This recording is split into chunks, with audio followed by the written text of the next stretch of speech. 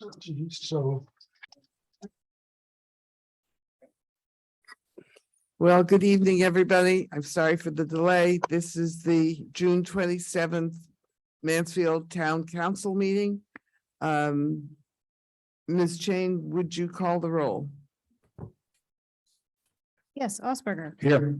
Berthelot. Here. Bruder. Coleman, Here. Fertoni, Mr. Fertoni will be delayed. Kotchenberger. Moran, Here. Shuren. Here. Shaken. Here. Thank you. Thank you. The next item on the agenda is a public hearing for the potential program applications to the Neighborhood Assistance Act. Ms. Chain, can you read the call to the hearing? The Mansfield Town Council will hold a public hearing at 7 p.m. at its regular meeting on June 27th, 2022 to solicit public comment regarding potential program applications to the Neighborhood Assistance Act program. At this hearing, persons may address the town council and written communications may be received. Information regarding the request is on file and available at the town clerk's office for South Eagleville Road, Mansfield, and is posted on the town's website, mansfieldct.gov, dated at Mansfield, Connecticut, the 17th day of June, 2022. Thank you. Is there any member of the public present who wishes to speak to this matter?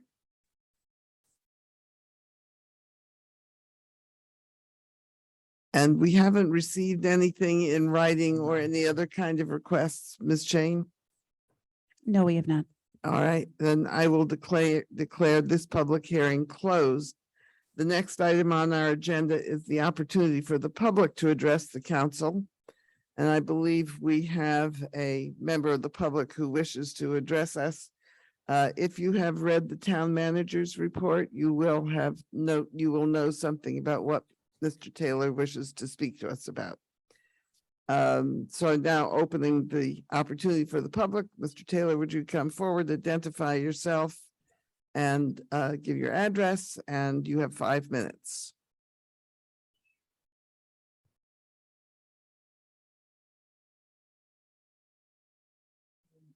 Identify myself as a silent associate. Yeah, sure. And make sure you pull the speaker toward you, that the little green light is on, and speak directly into it. Otherwise, people at home will not be able to hear what you have to say.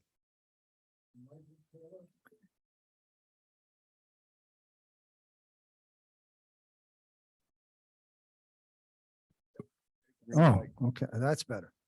Michael Taylor, 12 Stone Mill Road. And this is my son. Ari Taylor, 351 Wormwood Hill Road, Mansfield Center.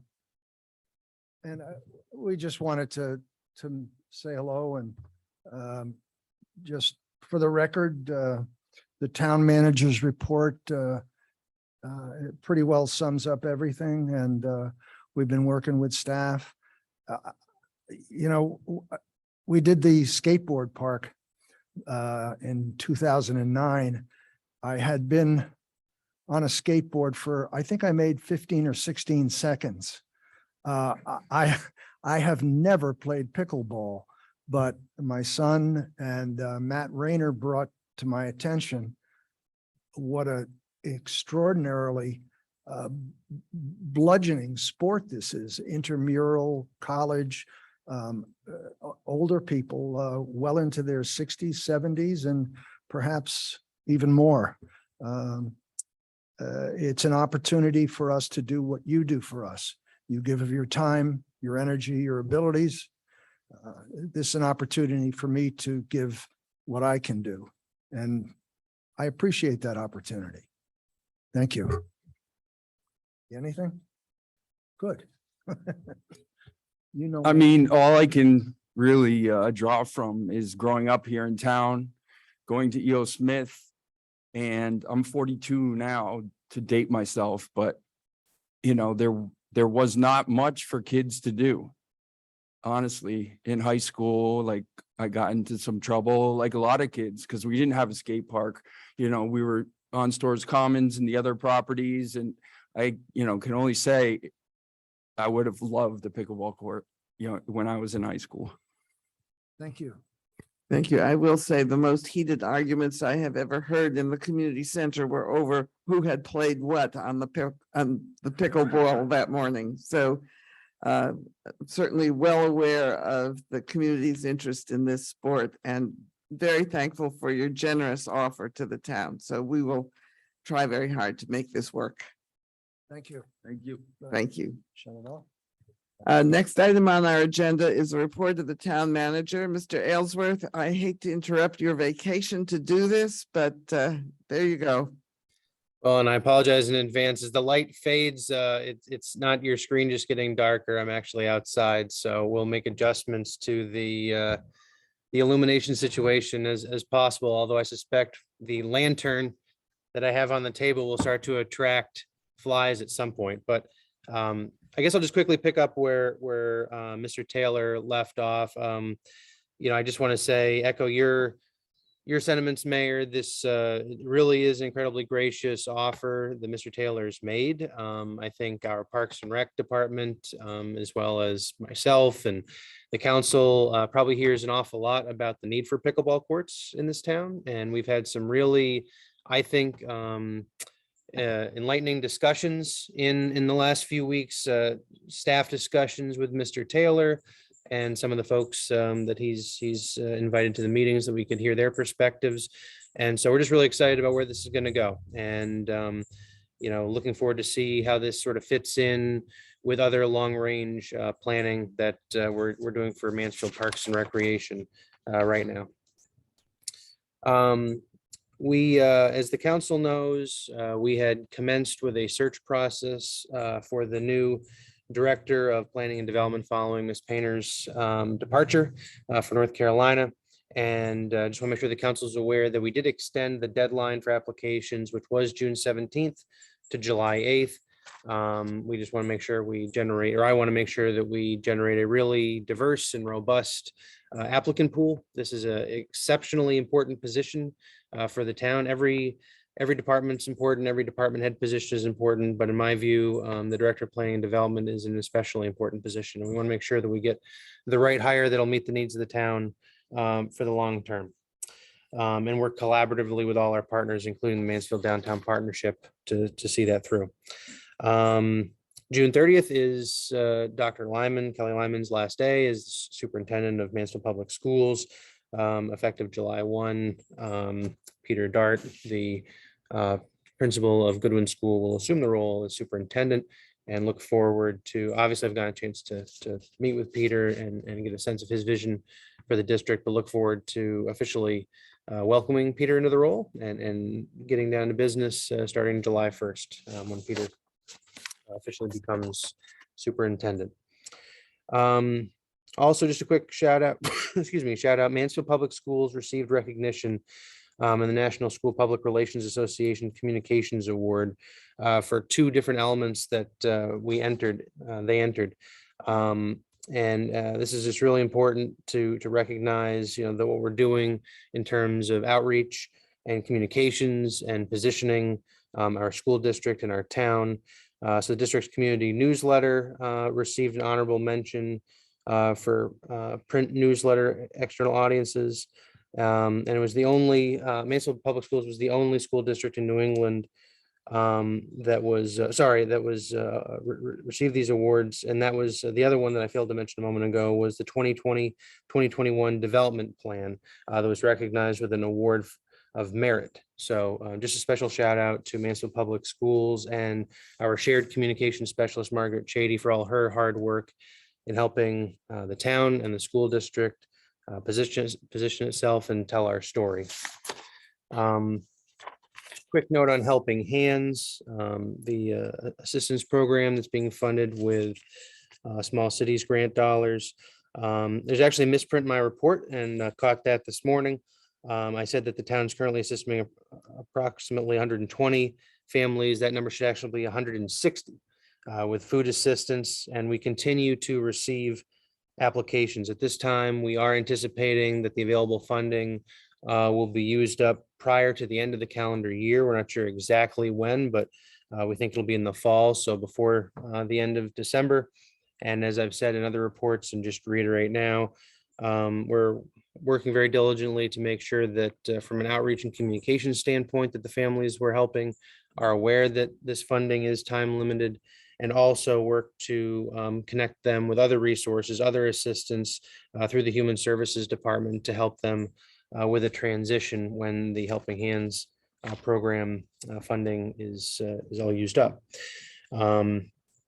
July 8th marks the end of, or the deadline, I should say, for the funds for local businesses, the local business assistance funds that the council authorized with funding from our American Rescue Plan allocation. We're in the process, I should say, of forming a committee that will review the applications for funding assistance and provide recommendations to me as town manager. As a reminder, we're anticipating that the maximum grant will be $10,000, and a majority of the awards will be in the 2,500 to 5,000 range. I don't want to make any announcements just yet on the people we've asked to serve on that review committee, just in case, since I haven't got an update from Cynthia yet. I want to make sure that nobody has politely declined as of yet, but look forward to working with those folks during the month of July so that we can get grant announcements out the door shortly thereafter. And I think in the interest of time and daylight, I'm going to stop the verbal portion of my report there. Thank you. Are there any questions for the town manager? Mr. Coleman? I just have a comment. I was very pleased to see the town manager report on a Friday afternoon. Thank you. Any other questions for the town manager? Nope. All right. Well, thank you very much. We'll move on to reports and comments of council members. My only report is that on Saturday, I attended the memorial service for Charles Pruitt. Most of you may have remembered Charlie Pruitt. He died of at 102 and left a very strong legacy in this community of peace education, civil rights, civil liberties, and public activity. It was a lovely ceremony, and I'd like to thank his family for including me and for other members of the public. Anybody else have a report or comment? Mr. Shaken? Thanks, Mayor. I was surprised, but also honored to be invited by the EO Smith class of 22 to speak at their graduation a week ago. And I want to offer my congratulations to them and my thanks to the staff and administration at EO Smith for a wonderful ceremony, but also a wonderful year with these kids who spent most of their high school at home and then partially at school. And sounds like from what they all shared, at least on stage, which is really the important part, that they ended up with a really nice end of the year, and the school really went out of their way to make it feel normal after sophomore, junior, and senior year being very much disrupted by COVID. So good luck to them, and thanks for the invitation. It was a lot of fun. Yeah, I meant to congratulate you on that invitation. I saw it in the paper. What a lovely thing to be invited to do. So, Mr. Konchenberger is suggesting he might repeat his speech, but I think he's declined. Anybody else have any reports or comments? Okay, thank you very much. We will proceed then to the consent agenda. There are two items on the consent agenda: approval of the minutes of our June 13th meeting, and also a proclamation designating the month of July as National Parks and Recreation Month in the town of Mansfield. This is a proclamation which we do annually. We are very proud of our Parks and Recreation program and want to encourage people to participate. Mr. Shaken? Move adoption of the consent agenda. Is there a second to Mr. Shaken's motion? Mr. Coleman seconds. Any comments or questions on the consent agenda? All those in favor, please raise your hand. Consent agenda is adopted unanimously. Next item is old business. It is the Neighborhood Assistance Act program application. Ms. Kaufman, Mr. Aylesworth and Ms. Kaufman, would you like to describe where we stand on this? Describe the program briefly and what we are being asked to approve.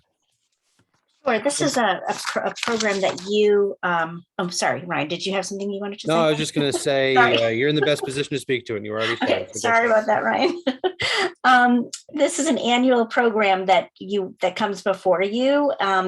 It's a program that provides funding for community programs conducted by either a local government or a tax exempt agency. And basically corporations get a tax credit and then they make a cash contribution to the town or to that nonprofit organization. The program has to be approved by both the municipal agency, or that would be the town council, and the Department of Revenue Services. And they can contribute to certain types of programs. One is energy conservation. They can a corporation can get a tax credit equal to 100% of the cash invested, or a community program, and varying in types of programs from open space to community-based alcoholism prevention to other things. And that would be a 60% of the cash that is invested would be available for that program. So this year, we did send out, every year you have to have a public hearing regarding the proposed program applications, and the council must vote to approve the programs prior to the application. So this year we sent out a solicitation to local nonprofits asking for submissions of proposed projects, and we did not receive any additional applications other than the one that we have funded in the past, which is a water harvesting at the Mansfield Community Center. So that is what we are hoping to submit, and that is what you're being asked to authorize. Are there any questions for Ms. Kaufman or Mr. Aylesworth on this? There's a motion on page 27. Would somebody like to make this motion? Mr. Shaken? Sure, move effective today to authorize the mayor. I'm sorry, that's the wrong motion. 27. Yes, resolve to approve the following project for submission to the Connecticut Department of Revenue Services for inclusion in the 2022 Neighborhood Assistance Act Program Water Harvesting Project at the Mansfield Community Center. Is there a second to Mr. Shaken's motion? Mr. Osberger seconds. Any further discussion of the motion? Questions? Seeing none, all those in favor of the motion, please raise your hand. Unanimous. Thank you very much. Motion is adopted. The next item on the agenda is an update from our resident state trooper. Mr. Aylesworth, would you introduce our Absolutely. sergeant? Happy to. Hopefully Sergeant Merrill, there he is, making his way up to the Yep. here. So the council, I know, is in the habit or historically has received periodic updates from the resident trooper's office. I think oftentimes these coincide with either the beginning of or the end of a semester to kind of report on and off campus activity. And so obviously the spring semester just wound down. So it'd be a good time to do that. And also I know, I think it was the most recent council meeting. It might've been the one before that, but we'll call it a recent council meeting. Councilor Berthelot had mentioned that having, periodic or reinstating periodic in-person updates from the resident trooper supervisor, just to have some broad brush discussions about policing in our community and law enforcement matters would be helpful. And so I certainly agree with those sentiments and support that. And so Sergeant Merrill and I have talked about trying to institutionalize that during his tenure here. So this will be the first such update that the council receives. And without any further ado, I'll turn it over to Sergeant Merrill. Well, welcome, Sergeant Merrill. I'm assuming these reports were instituted originally as reports on spring weekend, which no longer exists as it did. But there's still lots of events going on in town, some students, some non-students, and we really would like to hear from you of what's going on. Yes, so I'm Sergeant Tim Merrill. I'm the, as everyone knows, the new sergeant here in Mansfield. And I just wanted to kind of give you an update on UConn events, but also what's happening in our office. And a lot of these things are new, changing weekly now, just because of our promotions and everything going on with the state police. So I'll start off with the Yukon update. Couple things, Yukon recently had their graduation and they did a span of 3 days of graduation, and they asked the state police to assist them. And we had 3 days of troopers out there with 3 days of Yukon PD. And that was successful with no incidents. Spring semester, as far as parties, major incidents, that kind of stuff, we did have one major incident with 2 houses. And we addressed that with Yukon PD, with the homeowners, with the renters, with the neighbors. We have a plan going forward to meet with the renters of the house, if they are the same, with Yukon PD and their staff. We addressed this with our overtime unit as well. They were hiring troopers initially, and I was not aware of that. So we have since fixed that after me speaking with them. Going forward, that will not be occurring. We also had a total of 8 renter violations for loud music, large crowds. And that's pretty much as far as Yukon updates go. This year, we were fortunate to have kind of an all hands on deck, and the students cooperated with us for the most part, except for these few violations. I do want to move on to a couple other things, though. One thing is panhandling. We have had some questions in our office about panhandling. As of right now, we have no state statutes for panhandling. And typically, a town needs to enact some type of town ordinance, which the state police can enforce if the town decides to go forward with that.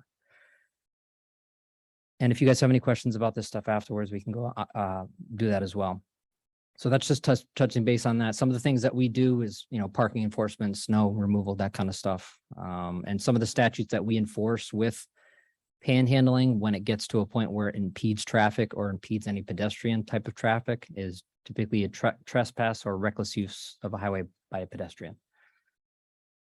So some of the office updates, just statistic wise, I just kind of ran some statistics from April 1st until the current day today. And then I also did the stats from last year during the same time period. Now, some of these stats are obviously going to be a little different because last year we had COVID and we still have COVID at this time. However, the call volume was a little different. So currently at this time, our total calls were at 2,132, whereas the same time last year we're at 1,765. The total cases that the troopers took this year from April 1st till now are about 205. Last year, it was 136. Traffic stops, which are important to enforce local violations and state statutes, 372 this year. And during the same time period last year was 186.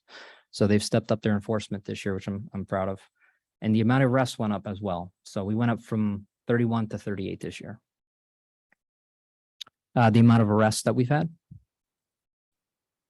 And one of the biggest things in the office that I wanted to, to discuss is the new staffing. Bless you. So the new staffing in the office, like I said, is due to retirements, promotions, and transfers. We had 3 positions that needed to be filled since I came here April 1st. Then we got the additional position of the community liaison trooper that was approved for July 1.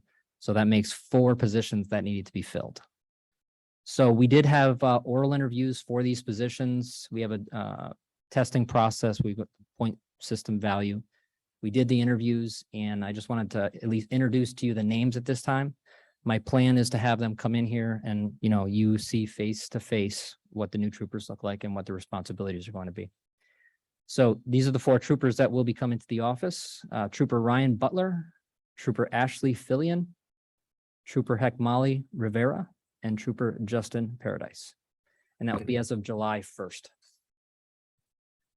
And which one of those is the one who's the administrative trooper? So I'm actually going to talk about her next. So Oh, it's okay. good that you asked, because my next bullet point here is the new community liaison trooper duties and who it will be. So that's going to be Trooper Ashley Fillion. She's going to be starting, she's already here at the office, but she's going to transition into the administrative role July 1.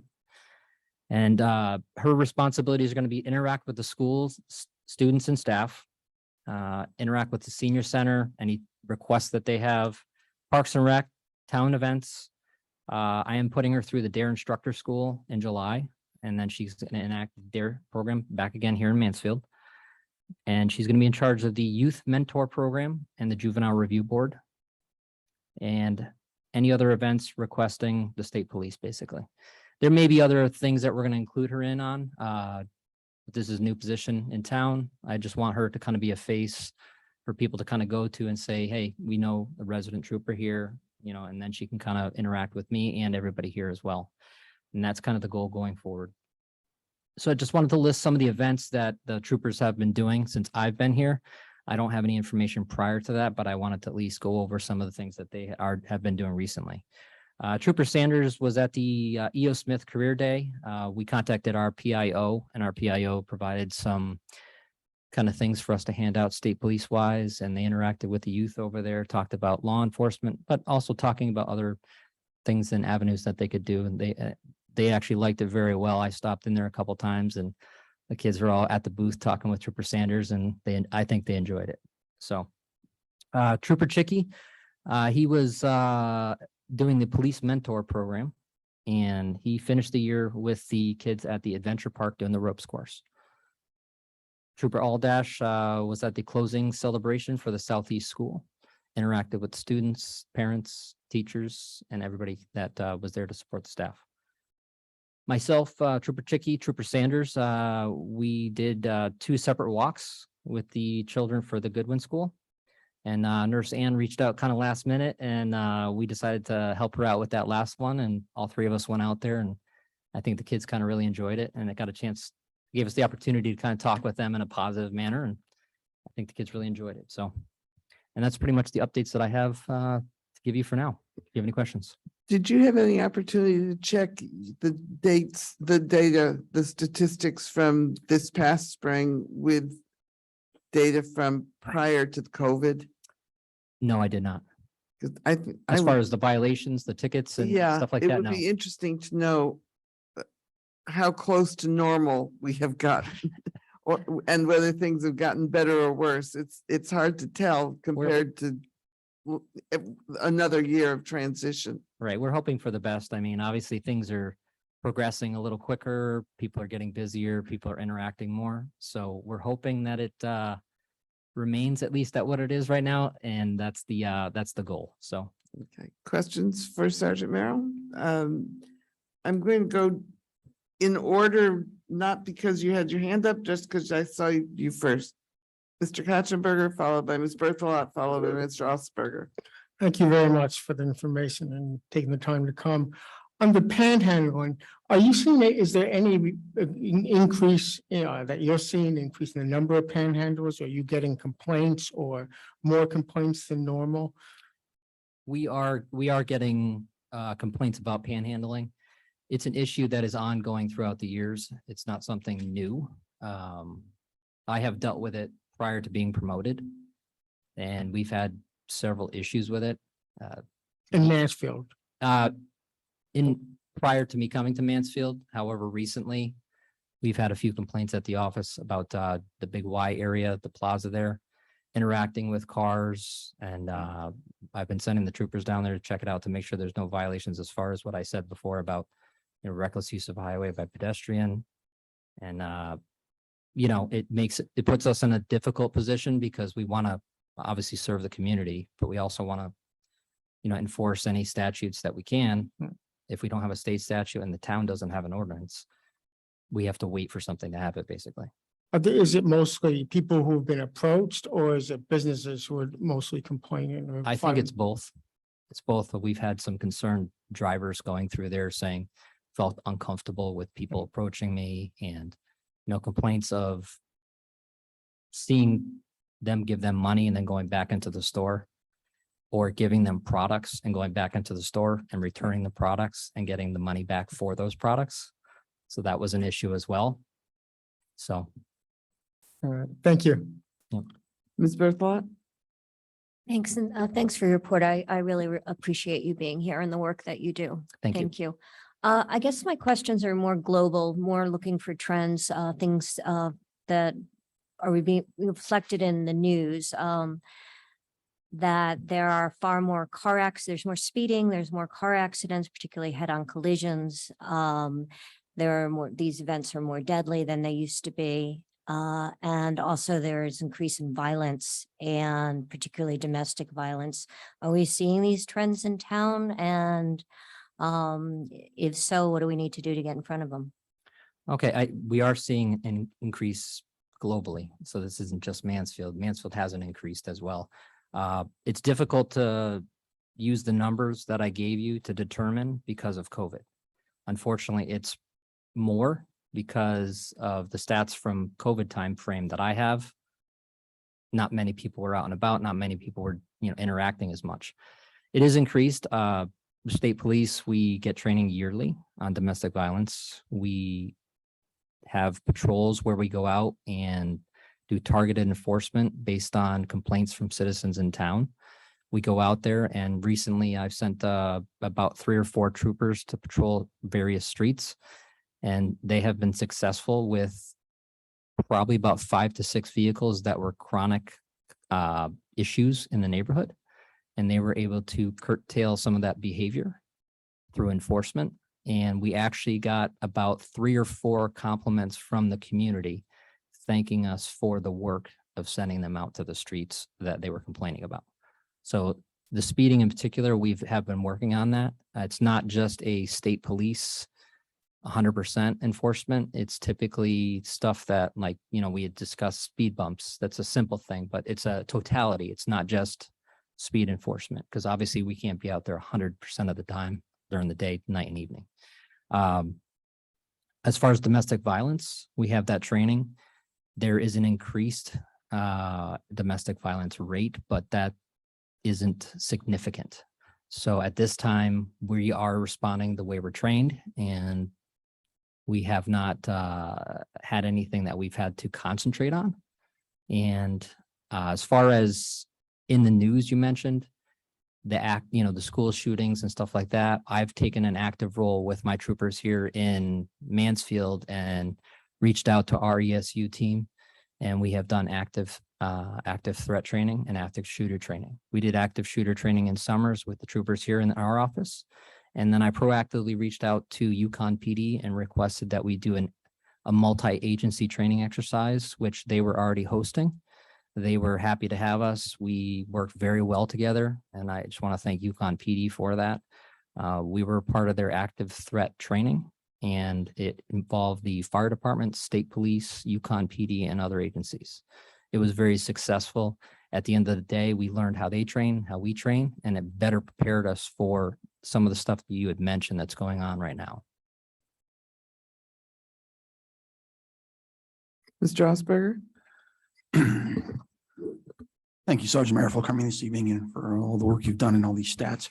Of the statistics that you had for arrests, do you have statistics for DUIs? I do not. Oh, I was just curious if they went up or down with students becoming more active. All right, thank you. Any other questions? Mr. Coleman? You said, good evening. Thanks for coming. Thank you. You said there was 38 arrests thus far this year. Yes, sir. Okay. What are the seriousness of the crimes? Can you break that down for us a little bit? I didn't bring the breakdown. I Okay. just did a general overall of what the arrests were. Okay. I can provide that at a later time if need be. Okay. Just want to see if there's any increase in serious crimes. Thank Right. you. No problem. Thanks. Just to follow up to the panhandling question in terms of what complaints your office has received. Do you know of any complaints, even if they didn't result in an arrest or a report or anything, that were for disturbances sort of unrelated to panhandling? Like, have you gotten a call from a particular business in the complex that some of the people who've engaged in panhandling in the complex are doing something they shouldn't do on the premises? Or is it just, I don't like panhandlers being here and they make me uncomfortable in one way or another? I've gotten call from the businesses and from people from town, and most of those complaints are either feeling uncomfortable at the light trying to exit or enter. And business about them being on the property. And when we get down there, we have to evaluate whether they are on the private property. Have they been trespassed from the private property? Have they been on the road? Were they blocking any pedestrians? So that's kind of what we evaluate.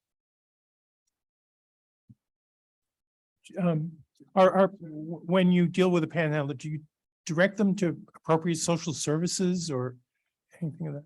We always try to offer them 211. We try to tell them that there are other avenues. Unfortunately,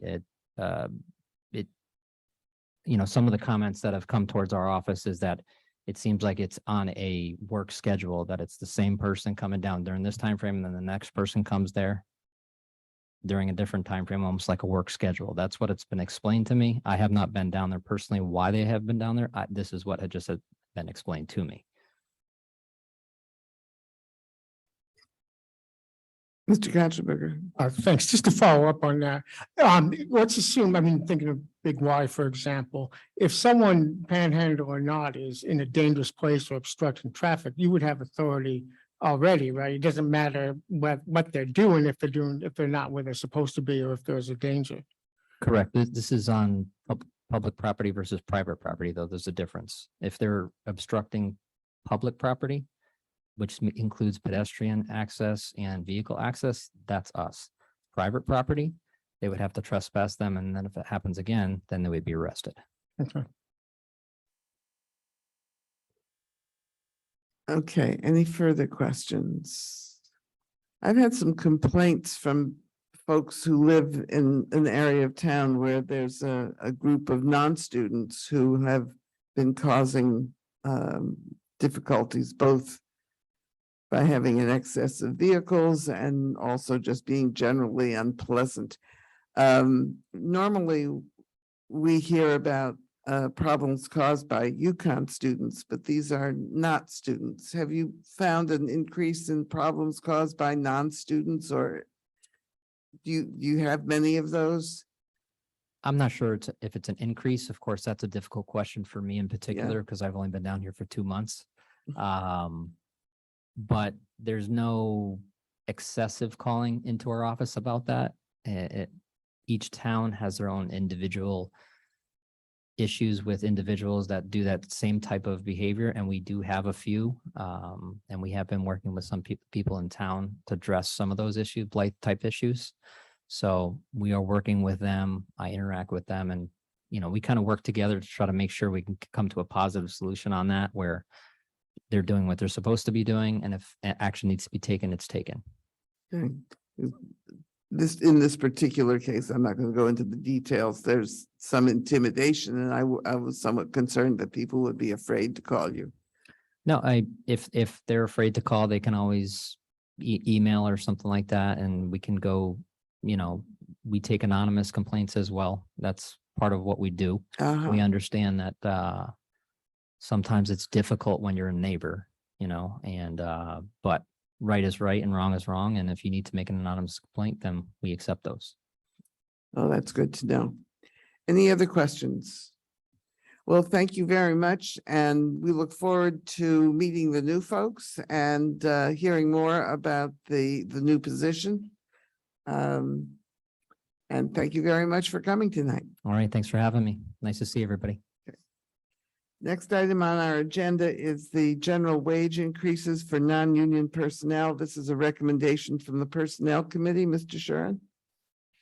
Yes, the Personnel Committee met and discussed this and approved unanimously a resolution and a motion which I will present. Move effective July 1st, 2022 to endorse a 2.5% general wage increase applied to the town administrator's pay plan, thus affecting compensation for non-union personnel for fiscal year 2022-2023. And this resolution would apply to all non-union personnel from the town manager on down.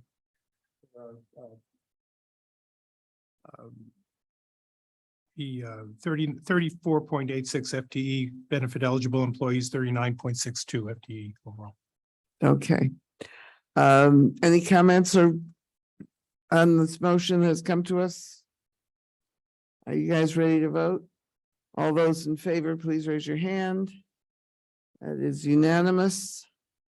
Thank you very much. The next item on our agenda is the WPCA proposed sewer service agreement. I think we need a motion to go into that role. Mr. Shaken, I move we recess the council and convene as the Mansfield Water Pollution Control Authority. is there a second? Mr. Coleman seconds.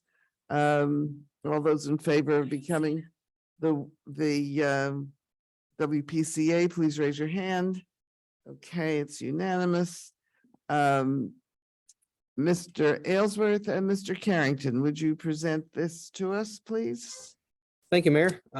As the council's aware, I know I've touched on it in a few of my reports in recent months. Our current sewer service agreement between Mansfield and Yukon expires June 30th.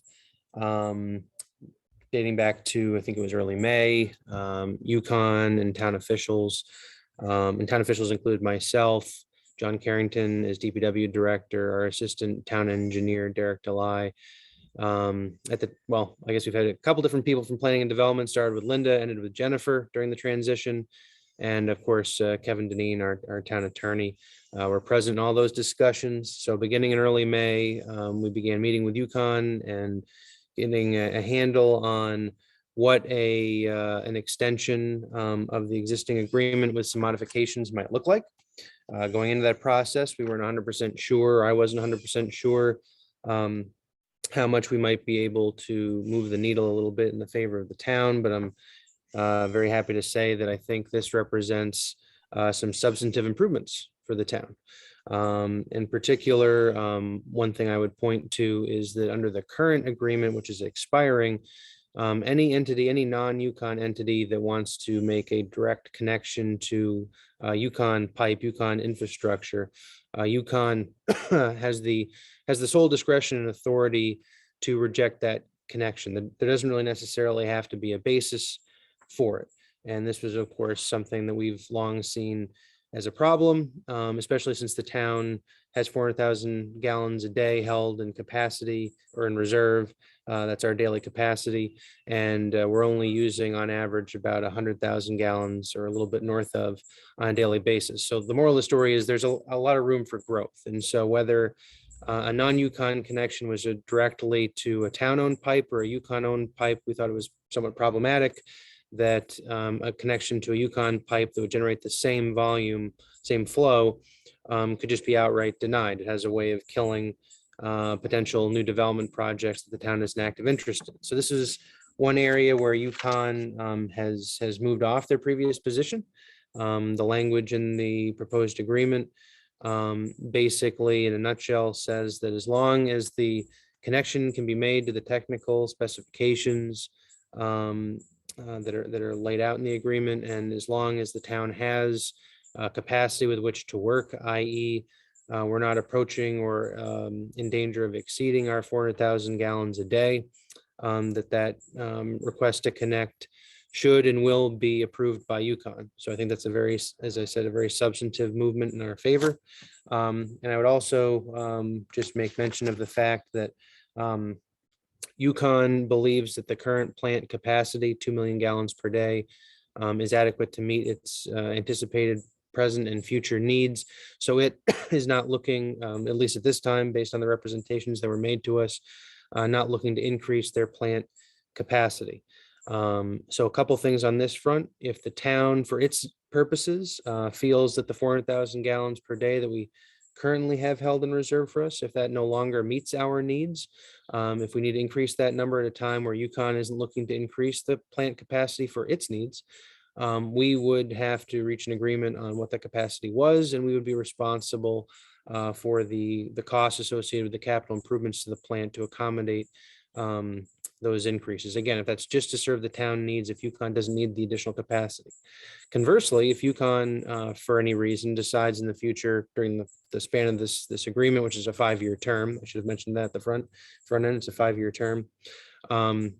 If Yukon decides it needs to increase capacity for its needs, we have the ability to acquire up to 18% of that additional capacity. So it's kind of a proportionate basis. And if we acquire up to, so it could be less than 18%, but no more than 18% of that additional capacity. Again, we would be responsible for paying the proportionate amount of the capital costs associated with that capacity increase. So if we get 10% of the capacity, we would be responsible for 10% of the project work associated with increasing that capacity. So in a nutshell, that's sort of the highlights that I really wanted to hit on. And there's always some language cleanup and that sort of thing that's important. But I would turn over to John or Kevin to touch on anything that maybe I should have touched on that I missed. Mr. Carrington, Mr. Deneen?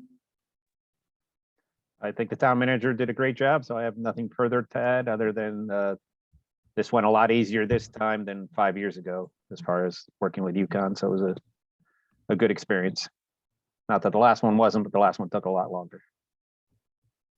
And I would just echo what Ryan has said. The folks from UConn, I think Nate LaValle, their attorney, Rob Corbett, Stan Lowen, really listened to what the town's concerns were, and that adjustment in terms of the connection to the direct connections to the UConn system is a significant change in our relationship, and I think that's something that's going to help us going forward. So.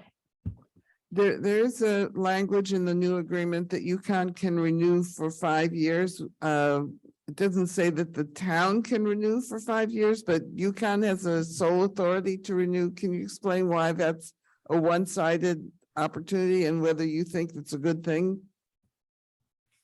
I can just say that was something we spent a lot of time with in the initial negotiations, and as they own the plant, it's ultimately their call.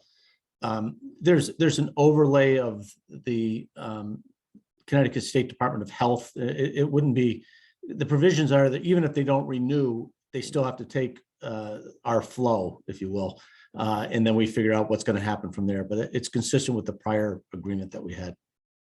Okay, unfortunately, we've lost the town manager from this. He's working on it. He's in the North Woods somewhere, and he wasn't sure that his connection would be stable. So, who knows, maybe a bear walked by or something. Anybody have any questions for Mr. Carrington or Mr. Deneen about this? Mr. Coleman? Maybe you can answer this, maybe not. What is the projected production of effluent in the future? For instance, how much will the standard on the corners add to our sewer? Does anybody know the answer to that question? What are we looking at as development comes? Yeah, comes Mr. along? Carrington, do you know the answer? I know that we have seen it. I've seen it too. I don't have it off the top of my head, so I don't want to say a wrong answer, but we have the capacity and we have capacity after that, so it's not. Yeah. Welcome back, Ryan. Okay. The question, Ryan, was what is the capacity of the standard, for example, the sewage usage? Mr. Shaken thinks he has the answer. I don't have the answer. I'm wondering if I can ask it in a broader way, which is even if no one has the answer to exactly how much that particular project would put on, can you frame the sewerage gallon capacity like in a verbal infographic? Like how many stores downtown equivalents would we be talking in terms of development before we started to be concerned about our capacity?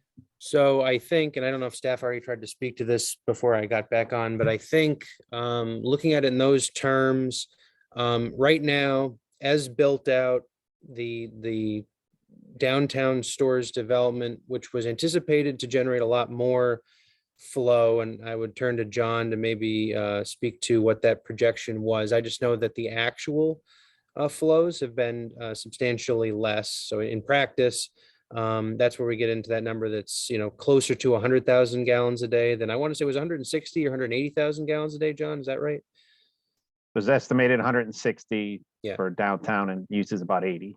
Okay, right. Yeah, I thought 100 was kind of rounding it up. So put that way, just call it 100,000. It may actually be a little less.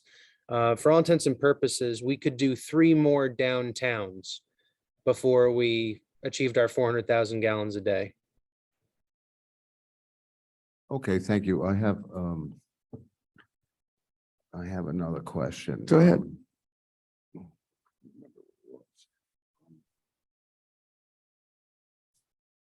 I'll have to get back to you. Okay, we'll come back. Anybody else have anything else that they wish to say? I Actually have remembered my question. Okay, go ahead, Yeah. Mr. Coleman. The university has the right to refuse connection, is that correct? No, Do they review in each and every connection that we make? no, that's the change. That is the change. As long as we stay under the 400,000 or 380 or something like that, they will, and as long as the connections are technically correct and meet all the laws governing those connections, they will not exercise any right of refusal. So we're better protected with this. We are much better protected. This Okay. is a really major achievement, and I really would like to thank the leadership at the university for recognizing the fact that this kind of an agreement is in our mutual benefit and should be pursued. Thank you. Just want to hop onto that real quick. I just so everybody has the same interpretation. So there are still technical review requirements. And so, there is language that, it's not that it's a rubber stamp, so to speak, for a new connection. And so that there are measures as laid out in the agreement that have to be satisfied. The big change is just that whereas in the past, UConn, I think by its own admission, has had adopted a certain stance towards off-campus development, housing development in particular, that could pull away from on-campus housing. The language in the proposed new agreement would in no way allow UConn just basically, we don't like the project, we're going to say no based on the fact we don't like the idea of this project. There have to be legitimate technical reasons, and as has been said, that the tone of the discussions we had in the negotiation were very positive, and I want to commend UConn for its self-recognition that this was needed. Thank you. Any further questions, Mr. Carrington? Just wanted to point out that they only have the authority on connections Oh, sorry. directly to their pipes. So Yeah, and I meant to, clarify, yeah. yeah, so Yeah. we keep talking about two different things, but I just wanted to make sure the council is aware that for direct connections to UConn-owned pipes, there is still a technical review process that UConn oversees. I would think that we would exercise some technical review processes over connections to our own pipes as well, so that Absolutely. Yes. it doesn't absolutely. make it much different. No. Okay, are we ready to vote? Mr. Shaken, We will be ready once I make a motion. go right ahead. I move effective today, resolved effective today to authorize the town manager to execute the proposed amendment to the 2017 sewer service agreement between the town of Mansfield and the University of Connecticut. Is there a second? Mr. Coleman seconds. Would you like to speak to your motion? Yeah, I want to echo what the mayor and the town manager just said. This is a significant change. A handful of us were on the council in 2017 when this first agreement was sort of renegotiated in full, and it was, as several have alluded to, a difficult process that was very technical. We all learned a lot about the difference between sewage and sewerage. But since then, as many folks know on the council, but maybe not in the public, UConn has really exercised their right to deny connection to pipes that they own. And those pipes are basically everywhere in the town, except the pipes that we just built at Four Corners. It's really stymied development in places where the town has identified our priority areas for development that the Planning and Zoning Commission has zoned for development. Such development that will lower the demand on our single family homes for student rentals and can open them up for more families, and when completed will have a significantly positive impact on our tax rolls. So I think this is a really wonderful thing. I think it frankly better recognizes the intent of the UConn's role as a water pollution control authority in their sewage plant, that they are operating a public utility and that people who own property that abut it have the right to connect to it regardless of what they're building. And I think with this change, we're going to see some in time some good change in Mansfield. So I hope folks will agree to it. And I echo the thanks to the university for being really good partners in the renegotiation of the agreement. Any other comments? Are we ready to vote? All those in favor, please raise your hand. Vote is unanimous. Thank you very much. And thank you, Mr. Deneen, Mr. Carrington, whoever else helped put this thing together. And thanks to the UConn President, Board of Trustees, whoever has affected this change in attitude. Next on the agenda is report of council committees. Not yet, it's not. Oops. I move that we adjourn the Water Pollution Oh, Control thank you. Authority and reconvene the town council. Thank you. Is there a second? Mr. Osberger seconds. All those in favor of adjourning the Water Pollution Control Authority adopted unanimously. Thank you. Now, reports of council committees. Finance. We have not met since the last. All right. Committee on committees. One of us met. And one of us, with the help of staff, is working on, the, traffic, commissions, yes, and continuing to work on, the MAC, as well, what their charge is. Thank you. Personnel and Procedures Committee, Mr. Sherman. We met prior to this meeting, and in addition to the general wage increase that we dealt with earlier, we spent considerable time refining the questionnaire, the questions that will be part of the town manager's performance review, and those will be shared with the council in final form at our next meeting. Thank you. Any comments on departmental and advisory committee reports? Petitions, requests, and communications. You will see that there have been a number of pieces of correspondence regarding our interest in operating voting places on campus. There is no progress to report here, but you can see that there's some serious concerns. Other than that, is there any items for future agendas? Mr. Coleman? Yeah, I'd like to bring up the panhandling issue again. Hope to see that on a future agenda. Okay. I would like to see a future agenda set aside to setting council goals. We haven't done that in a while. One of the issues that arises in setting in evaluating the town manager is that we have not set council goals in some time, and we need to take a look at that. So whenever that would be appropriate, we need to do that. The next item on the agenda is an executive session. Is there a motion to go into executive session?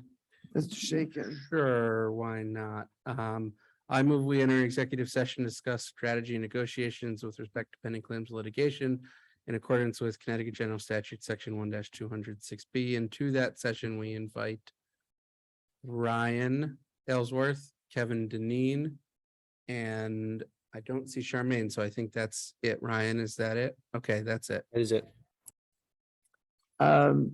Is there a second to Mr. Shaken's motion? Mr. Shuren seconds. All those in favor, please raise your hand. All right, we will take a 5-minute break while we And Tasha? session, and we are out of executive session. I believe Mr. Shaken has a motion. Sure, I move to approve I actually have two motions. First, I believe we need to add this to our agenda. Is that correct? That's probably safer to Probably a do it that good way. idea, All yes. right, so I move to add the proposed settlement agreement with the Eastbrook Mall to our agenda now. Is there a second? Ms. Berthelot seconds. Anybody, all those in favor say, raise your hand. It's unanimous. All right, go ahead with your motion. Sure, before I do a quick question for Kevin. Kevin, is there anything in the memo that was presented in executive session that would preclude the memo for being part of the record for this meeting? No, you can release that as following the vote. Okay, so I move effective today to authorize the town attorney and the town manager to execute the settlement agreement with the Eastbrook Mall, the tax settlement agreement with the Eastbrook Mall, as presented in Attorney Deneen's memo, which we'll include with the minutes. Is there a second? Mr. Couchenberger seconds. Can I ask that, and for the record, that Kevin just give that short synopsis again in public session? Go ahead. Sorry. This is a resolution of tax appeal taken by the owners of the Eastbrook Mall from the 2019 revaluation. We've agreed to a relatively modest adjustment in the first 2 years. These are 5-year revaluation periods. Following that, the first 2-year adjustment will return to the full valuation as found by the assessor in our reval, and we'll proceed forward from that. It will serve as a credit on the upcoming tax bill rather than a refund of cash out of our accounts. Is the standard way that we do these. Any further discussion of Mr. Shaken's motion? All those in favor, please raise your hand. It is unanimous. Thank you very much. The next item on our agenda is a motion to adjourn. Moved by Mr. Osberger, seconded by Mr. Coleman. All those in favor, raise your hand. We are adjourned. Thank you, one and all. And we got you out of there, Ryan, while there's still sun in the air. I've concluded that my presence is actually what prolongs the meeting. So we may have to look into me doing this more often. Ryan, I love the color coordination with the window behind you. Yeah. Yeah. Very fetching. Yeah, well, I'll pass along my compliments